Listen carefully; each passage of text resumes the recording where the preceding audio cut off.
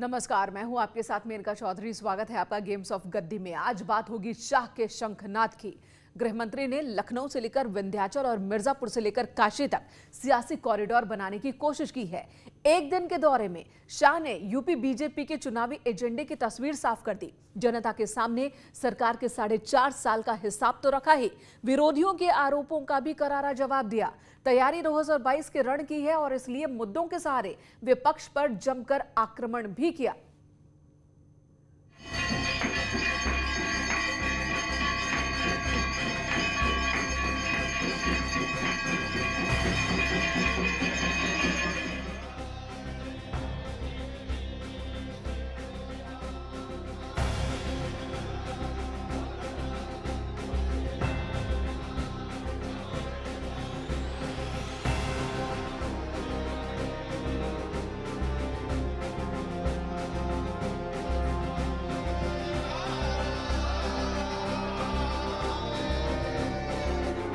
विधि विधान और मंत्रोच्चार के साथ न सिर्फ विंध्याचल कॉरिडोर का शिलान्यास हुआ, बल्कि शाह ने बीजेपी के मिशन 2022 के चुनावी अभियान का भी शंखनाद कर दिया।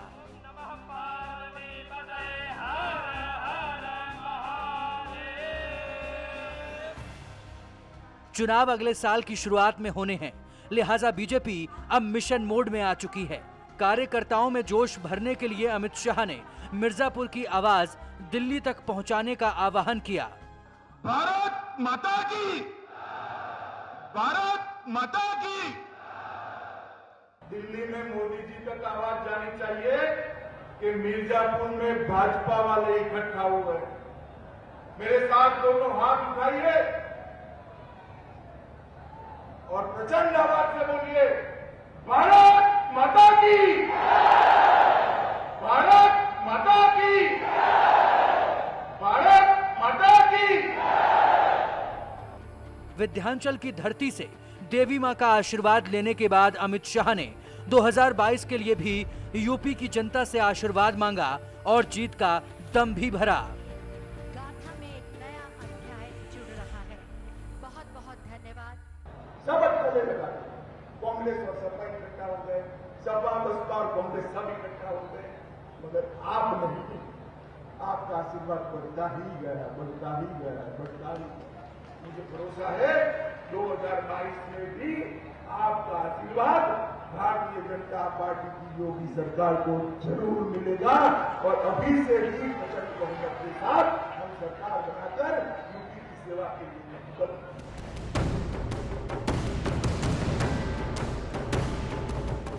14 साल के वनवास के बाद 2017 में बीजेपी को यूपी की सत्ता तक पहुंचाने में अमित शाह का अहम रोल था। उनकी चुनावी रणनीति से ही भारतीय जनता पार्टी की पूर्ण बहुमत वाली सरकार बनी और अब 2022 में 5 साल पहले वाली कामयाबी दोहराने की चुनौती है। इसलिए शाह ने वो तमाम मुद्दे याद दिलाए जो बीजेपी के चुनावी एजेंडे का पहले भी हिस्सा रहे हैं और आगे भी उनके सहारे बढ़ने की तैयारी है। और आप सबने आशीर्वाद दे दिया। मोदी जी ने राम जन्मभूमि ट्रस्ट न्यास की स्थापना की और कुछ ही समय में देखते देखते देखते आकाश को छूने वाला रामलला का भव्य मंदिर अयोध्या में बनने की शुरुआत। राम मंदिर के सहारे यूपी में हमेशा से सियासत होती रही है और अब काशी विश्वनाथ के कायाकल्प का मुद्दा उठाकर भी बीजेपी विपक्ष को घेरने में जुटी है।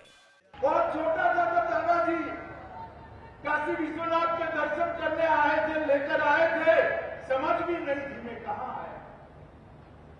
बड़ा हुआ फिर भी आता रहा। उत्तर प्रदेश का प्रभारी बनाने को अनेक बार आया। मन उदास हो जाता था बाबा का दरबार, मगर मैं आपको कहता हूं कि हमारे जीते जी बाबा का भव्य दरबार देखने का सौभाग्य हम सबको मिले। आस्था और सियासत का संगम यूपी में सत्ता के संघर्ष का अहम मुद्दा रहा है। इसलिए अमित शाह ने विरोधियों की दुखती रग पर हाथ रखने की कोशिश की और धार्मिक स्थलों के विकास के लिए योगी सरकार की तरफ से उठाए गए कदमों की खूब तारीफ की। का विकास हो, चित्रकूट धाम हो या अयोध्या में भव्य दीपोत्सव महोत्सव, हर परंपरा को भारतीय जनता पार्टी की योगी सरकार ने पुनर्जीवित कर लोगों की बरसों जूनी इच्छा की प्रतिपूर्ति। लोगों के मन में कई बार होता है, ये सरकार किसकी, क्यों हमारी नहीं सुनी, क्यों हमारी आस्थाओं का सम्मान नहीं होता। सियासी समीकरण साधने और वोट बैंक मजबूत करने की कसरत तमाम सियासी दल कर रहे हैं। इसलिए अमित शाह ने मंच से ही सवाल दागे और विपक्ष से जवाब मांगा। मैं पूछना चाहता हूं तो शासन में, भाई क्यों राम मंदिर नहीं बना, जरा बताओ। क्यों ब्रज के विकास के लिए बोर्ड नहीं बना? क्यों चित्रकूट धाम, जहां भगवान श्री राम 11 साल से ज्यादा समय में है, उसके विकास के लिए बोर्ड क्यों नहीं बना? क्यों मां विंध्यवासिनी का कॉरिडोर नहीं हुआ? क्योंकि आप वोट बैंक की राजनीति से डरते थे। Bharatiya Janata party vote bank की राजनीति से नहीं डरती। सियासी विसात पर शाह ने पूर्वांचल के पहले रोपवे की शुरुआत के लिए भी योगी सरकार को सराहा और उसकी अहमियत भी गिनाई। मैं योगी जी को हृदय से बधाई देता हूं कि सभी वयस्क यात्रियों को, देश भर के यात्रियों को आपने जो आज रोपवे बनाया है, वो किसी श्रवण को कावड़ उठाने की जरूरत नहीं रहेगी। वो अपने माँ बाप को लेकर यात्रा करा पाएगा। रोपवे का फायदा श्रद्धालुओं को तो जरूर होगा, मगर इस पर क्रेडिट लेने की राजनीति भी तेज हो गई है। शाह ने अपनी पार्टी की सरकार की पीठ थपथपाई तो अखिलेश ने अपने शासन की याद दिलाकर तंज कसा। अखिलेश ने ट्वीट किया, कुछ दिनों पहले हमने विंध्याचल जाकर देवी माँ का आशीर्वाद लिया था, जिसके बाद हमारे समय में पारित रोपवे आज साकार हो रहा है, जबकि बीजेपी ने इसे अटकाने लटकाने का हर संभव प्रयास किया था। कोई भाजपाइयों से कहे कभी अपने किसी एक काम का तो फीता काटिए। विकास के मुद्दे पर चुनाव में कितना असर पड़ेगा ये तो कहा नहीं जा सकता, लेकिन इस पर बयानबाजी जरूर हावी हो चुकी है। इसके साथ ही कोविड कंट्रोल को लेकर विपक्ष की ओर से उठाए जा रहे सवालों को भी अमित शाह ने खारिज कर दिया। हमने लिखा था हर 2 जिले के बीच में एक मेडिकल कॉलेज बनाएंगे। अखिलेश जी हमारी मखौल कहां से बनाएंगे? अखिलेश जी अभी तो 4 साल हुए हैं, मैं हिसाब देता हूं आपको, आप 10 छोड़कर गए थे, 40 की व्यवस्था योगी जी ने कर दी है। हमारी वादा पूरा। विंध्याचल में जिन योजनाओं की शुरुआत की गई है वो यूपी के विकास के साथ साथ सियासी लिहाज से भी बेहद अहम मानी जा रही हैं। इसलिए अमित शाह ने एसपी बीएसपी से उनके 15 साल के शासन का हिसाब भी मांगा।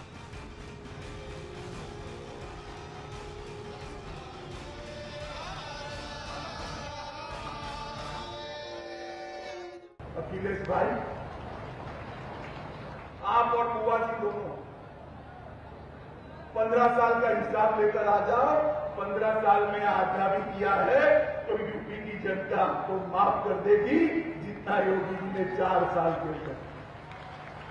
इनको विकास को स्ट्रक्चर तरीके से कैसे जमीन पर उतारा जाता रहा, इसका उदाहरण योगी आदित्यनाथ की भारतीय जनता पार्टी की सरकार ने लोगों के सामने रखा है। विकास और विश्वास के साथ बीजेपी चुनावी शंखनाद कर चुकी है, लिहाजा सीएम योगी ने भी आक्रामक अंदाज में विपक्ष पर तीखे हमले बोले। जब भी नेतृत्व यशस्वी होता है, निस्वार्थ भाव के साथ कार्य करता है, तो देश के बारे में सोचता है। 136 करोड़ लोग उसके परिवार के हिस्से होते हैं, लेकिन जब नेतृत्व स्वार्थी होता है, भ्रष्ट होता है, बेईमान होता है, वह केवल अपने बारे में सोचता है, अपने परिवार के बारे में सोचता है। और आजादी के बाद से लेकर के विभिन्न सरकारों में, केंद्र में हो या राज्य में, यही तो होता रहा है। इस पूरी कसरत के बीच असल लड़ाई वोट बैंक को अपने साथ लाने की है। यही वजह है कि अमित शाह ने ओबीसी समेत पिछड़े समाज के लोगों के लिए किए गए काम की भी याद दिलाई, जिसमें आरक्षण भी एक अहम मसला है। ओबीसी के लिए 27% और गरीबों के लिए 10% रिजर्वेशन की व्यवस्था भारतीय जनता पार्टी हमेशा ओबीसी मतदाताओं के पिछड़ों के वोट लेकर राज करने वाली कांग्रेस और स्थानीय पार्टियां कभी इसके कल्याण के लिए काम नहीं।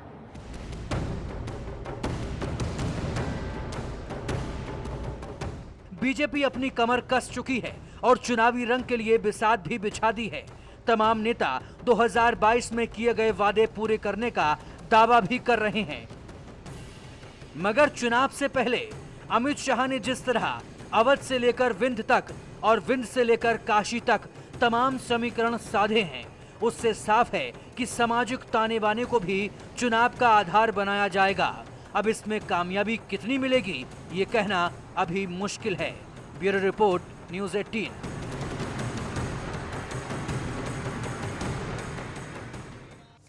और मिर्जापुर से पहले गृह मंत्री ने लखनऊ की धरती से विरोधियों को ललकारा।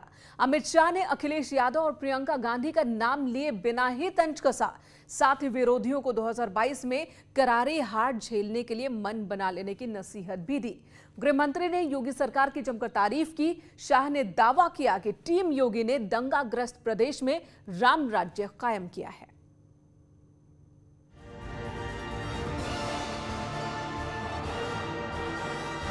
चुनाव आते हैं तब नए कपड़े पहनकर आ जाते हैं। हमने जो 2017 में वादे किए थे, सारे के सारे वादे पूरे कर उत्तर प्रदेश की जनता का आशीर्वाद लेने के लिए हम जाएंगे। और जो सपने देख रहे हैं उनको मैं कहना चाहता हूं कि भैया फिर से एक बार करारी हार का मन बना लो। योगी आदित्यनाथ और उनकी टीम ने उत्तर प्रदेश के कानून और व्यवस्था को देश में सबसे आगे ले जाने का काम किया। विकास की 44 योजनाओं में देश में सबसे आगे उत्तर प्रदेश है। उत्तर प्रदेश मेरे साथ जोर से बोलिए, भारत माता की, भारत माता की।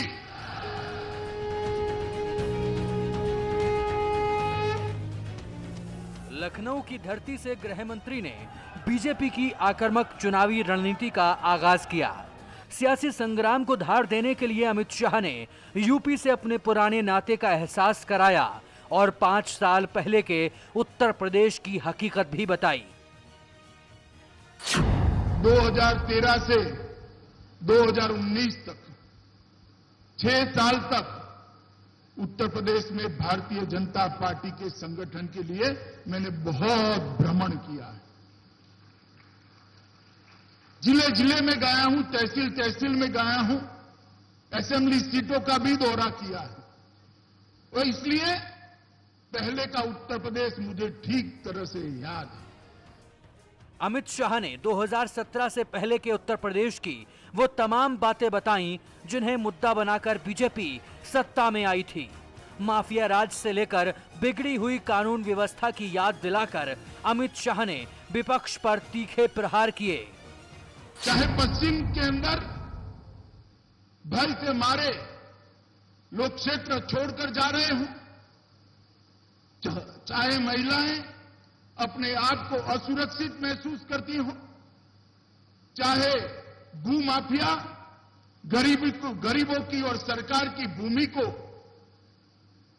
अवैध रूप से अपने कब्जे में लेते हो, चाहे दिन दहाड़े गोलियां चलती हो, चाहे दंगों से ग्रस्त उत्तर प्रदेश हो। सत्ता की लड़ाई फिर शुरू हो चुकी है। इसलिए अमित शाह ने योगी सरकार की कार्यशैली को अपना सर्टिफिकेट दिया और जमकर तारीफ भी की। 2017 में भारतीय जनता पार्टी ने एक वादा किया था कि हम उत्तर प्रदेश को कानून और व्यवस्था की दृष्टि से ठीक बनाएंगे, उत्तर प्रदेश को विकसित प्रदेश बनाएंगे। और आज जब मैं 2021 में यहां पर खड़ा हूं तो मैं गर्व के साथ कह सकता हूं कि योगी आदित्यनाथ और उनकी टीम ने उत्तर प्रदेश के कानून और व्यवस्था को देश में सबसे आगे ले जाने का काम किया। योगी सरकार की तारीफ के साथ ही अमित शाह ने जातिवाद, परिवारवाद और भाई भतीजावाद के बहाने विरोधियों को आईना दिखाने में भी कसर नहीं छोड़ी। यही तो परिचय है भारतीय जनता पार्टी का। भारतीय जनता पार्टी की सरकारें जातियों के आधार पर नहीं चलती। भारतीय जनता पार्टी की सरकारें परिवारों के आधार पर नहीं चलती। भारतीय जनता पार्टी की सरकारें अपने नजदीक के लोगों के लिए काम नहीं करती। भारतीय जनता पार्टी की सरकारें देश के सबसे गरीब व्यक्ति के विकास के लिए और कानून व्यवस्था ठीक करने के लिए काम करती। यूपी का चुनाव किस आधार पर होगा, आने वाले दिनों में कौन से मुद्दे हावी रहेंगे, इसका एहसास भी बीजेपी को है। इसलिए अमित शाह ने विकास के मानकों में यूपी के नंबर 1 होने का हवाला देकर विपक्ष के आरोपों को हवा में उड़ाने की बिसात बिछा दी। योजनाएं बनाना बड़ा सरल होता है, मगर योजनाओं को भूमि पर उतारना, योजनाओं को लाभार्थी तक पहुंचना, इसमें से बिचौलियों को खत्म कर देना और लाभार्थी को बिना कोई कष्ट, बिना कोई रिश्वत ये योजना का लाभ मिले, ऐसा तंत्र बनाना बहुत कठिन होता है। योगी जी और उनकी टीम ने पूरे देश के अंदर 44 योजनाओं में सर्वप्रथम स्थान प्राप्त किया है। ये हम सबके लिए गौरव का बात। चुनाव से पहले बीजेपी के सामने चुनौतियां जरूर हैं, लेकिन अमित शाह ने यूपी सरकार को नंबर 1 बताकर पार्टी कार्यकर्ताओं का उत्साह बढ़ाया, ताकि 2022 के लिए पार्टी एकजुट होकर विरोधियों का मुकाबला कर सके। मोदी जी के नेतृत्व में भारतीय जनता पार्टी की सरकारें जिस प्रकार से संवेदना के साथ जनहित का कार्य कर रही है, उत्तर प्रदेश उसमें सबसे आगे है। मैं मानता हूं कि इसी परिवर्तन के लिए उत्तर प्रदेश की महान जनता ने 300 से ज्यादा सीटें देकर भारतीय जनता पार्टी को यहां पर शासन करने का मौका दिया। सत्ता की लड़ाई देश के सबसे बड़े सूबे की है, इसलिए अमित शाह ने आरोपों के तीखे तीर चलाए और विपक्ष के नेताओं पर पुराने मुद्दों के साथ साथ नए कपड़े वाला तंज भी कसा। चुनाव आने के बाद एक्टिव होने वाले राजनीतिक नेताओं की संख्या सबसे ज्यादा उत्तर प्रदेश में। बाढ़ आती है तो दिखाई नहीं पड़ते, कोरोना आता है तो दिखाई नहीं पड़ते, जब किसानों का अनाज आप खरीद नहीं रहे थे, किसान भूख से मर रहा था, दिखाई नहीं पड़ते, किसानों के ऋण माफ करने थे, आप मौज मस्ती में व्यस्त थे, और चुनाव आते हैं तब नए कपड़े पहनकर आ जाते हैं। चुनावी दस्तक से पहले बीजेपी अपने 4.5 साल की कामयाबियों के सहारे 2022 में भी सत्ता की सीढ़ी चढ़ने का दम भर रही है, जबकि विपक्ष को बीजेपी की नाकामियों की बदौलत यूपी में बदलाव की उम्मीद है। लेकिन अमित शाह ने उन उम्मीदों पर अपने ही अंदाज में पानी फेरने की चुनौती दे दी। और जो सपना देख रहे हैं उनको मैं कहना चाहता हूं कि भैया फिर से एक बार करारी हार का मन बना लो, यहां भारतीय जनता पार्टी की प्रचंड बहुमत से सरकार बननी है। अमित शाह ने विरोधियों पर लगातार हमला बोला, विकास के नाम पर बीजेपी की जीत का दावा किया, मगर विपक्ष ने उनके दावों पर सवाल उठाने में बिल्कुल भी देर नहीं की। पहला पलटवार अखिलेश यादव ने किया। अखिलेश यादव ने ट्विटर पर लिखा, जनता पूछ रही है कि अपराधियों को सजा और पीड़ित को न्याय दिलाने के लिए एसपी सरकार में बनी फॉरेंसिक लैब बीजेपी सरकार शुरू क्यों नहीं कर रही है, और ये भी कि निर्भया कांड से आशा ज्योति केंद्रों की स्थापना कब तक होगी। अपराधों के लिए गंभीर न होना भी आपराधिक संलिप्तता का ही रूप होता है। वार पलटवार की सियासत में अखिलेश यादव के बाद कांग्रेस की भी एंट्री हुई और बीजेपी शासन पर कई सवाल खड़े कर दिए। कुपोषित बच्चे सबसे ज्यादा लगभग आधे केवल उत्तर प्रदेश से हैं। तो ये तो इनके मंत्री ग्राउंड रिपोर्ट दे रहे हैं, ग्राउंड रिपोर्ट में तो ये है, और ऊपरी ऊपरी हवाबाजी में कुछ भी कहते रहें, जैसा कि गृह मंत्री जी ने कहा। शाह ने सियासी संग्राम का आगाज कर दिया है और उन्होंने अपने अंदाज में यह भी साफ कर दिया कि बीजेपी किन तेवरों के साथ चुनावी मैदान में उतरेगी। यानी आने वाले दिनों में वार पलटवार का दौर भी तेज होगा और आरोपों की तलवार भी चलेगी। इंतजार इसी बात का है कि किसके आरोपों में धार ज्यादा होगी और कौन जनता को अपनी तरफ लाने में कामयाब होगा। Bureau report, news 18। यहां एक ब्रेक के लिए रुकते हैं, खबरों का सिलसिला जारी है।